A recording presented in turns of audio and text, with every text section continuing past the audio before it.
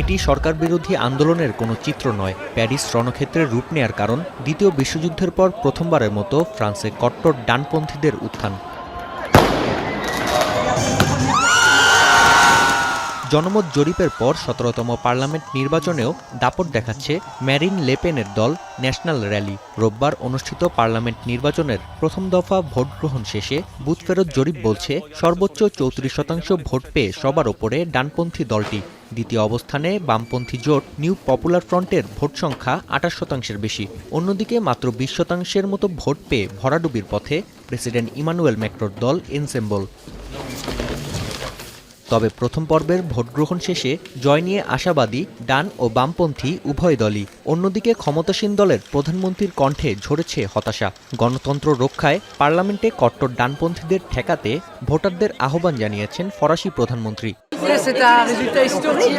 Le Rassemblement national n'a jamais eu d'élu au premier tour aux élections législatives. Et aujourd'hui, ce sont plusieurs dizaines. Contre la stigmatisation, contre la ségrégation, le front de toutes celles et ceux qui veulent que l'on vive en France comme ailleurs, côte à côte et non face à face. Et je l'assume car nous avons fait ce choix dès le premier tour dans plus de 60 d'entre elles.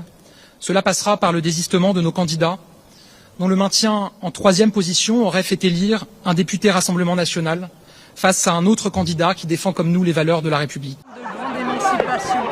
Booth ফেরত জরিপে এগিয়ে থাকলেও জরিপ প্রতিষ্ঠানগুলো বলছে সংখ্যাগরিষ্ঠতা পাওয়ার সম্ভাবনা নেই ন্যাশনাল র্যালির। সেক্ষেত্রে সরকার গঠনে বেগ পোহাতে হতে পারে ম্যারিন লেপেনের দলকে, তৈরি হতে পারে রাজনৈতিক অস্থিরতা। এবারের নির্বাচনে ভোটার উপস্থিতির হার ছিল ২৭ বছরের মধ্যে সর্বোচ্চ ৬৫%। দুই পর্বের পার্লামেন্ট নির্বাচনে ৭ জুলাই অনুষ্ঠিত হবে দ্বিতীয় দফার ভোট গ্রহণ। ৫৭৭টি আসনের মধ্যে নিরঙ্কুশ সংখ্যাগরিষ্ঠতা পেতে হলে কোনো দলকে জয় পেতে হবে অন্তত ২৮৯টি আসনে। নাফিয়া আরমান মনন, এখন বিশ্ব। ওয়ালটন ফ্রিজ কিনে অনেকের মতো আপনিও হয়ে যেতে পারেন মিলেনিয়াল। সেরা পণ্যের সেরা অফার।